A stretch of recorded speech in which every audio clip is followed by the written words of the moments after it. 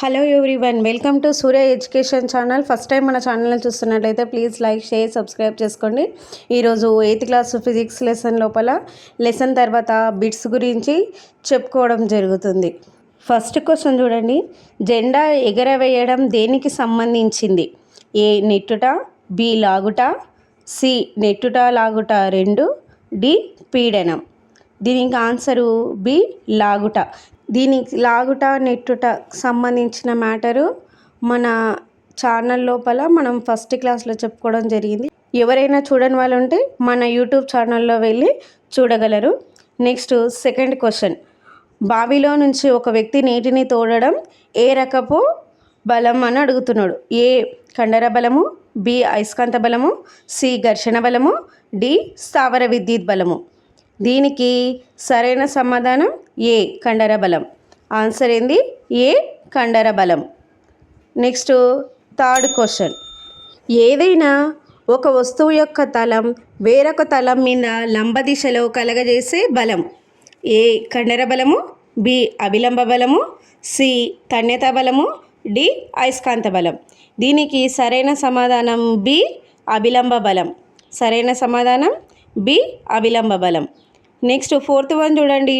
F1 F2 బలాలు table పైన వ్యతిరేక దిశలో పనిచేస్తున్నాయని F1 > F2 అనుకుంటే అప్పుడు F net is equal to A F1 - F2, B F1 + F2, C 0, D 2F2 - F1.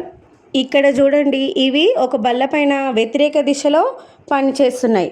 అంటే ఏంది? వ్యతిరేక దిశలో పనిచేస్తున్నప్పుడు F1 ధనాత్మకంగాను F2ను రుణాత్మకంగాను తీసుకుంటే మనకు F1 - F2 వస్తాయి, రెండు బలాలు. కాబట్టి దీనికి సరైన సమాధానము F1 - F2. ఏ సరైన సమాధానం అవుతుంది.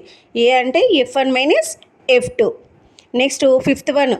బలాన్ని ప్రయోగించినప్పుడు ఆకారంలో శాశ్వత మార్పును పొందే సందర్భము. ఏ రబ్బర్ బ్యాండ్ సాగతీయడము, బి స్పంజీని పిండడం, సి స్ప్రింగును దగ్గరగా ఒత్తడం, డి అద్దాన్ని పగలగొట్టడం. ఇక్కడ శాశ్వత మార్పు అంటున్నాడు కాబట్టి మనం రబ్బర్ సాగతీస్తే మళ్ళీ యాస్టీజ్గా వచ్చేస్తుంది. స్పంజీ కూడా సేమ్. స్ప్రింగ్ను కూడా దగ్గరగా ఒత్తితే తర్వాత ఆటోమేటిక్గా సేమ్ పొజిషన్కి వస్తుంది. కానీ అద్దం మాత్రము రాదు. కాబట్టి దీనికి సరైన సమాధానం డి. అద్దం పగలడం అనేది శాశ్వత మార్పు పొందుతుంది కాబట్టి D answer is correct. Thank you all of you. మన వీడియో కనుక మీకు నచ్చినట్లయితే ప్లీజ్ లైక్, షేర్, సబ్స్క్రైబ్ చేసుకోండి.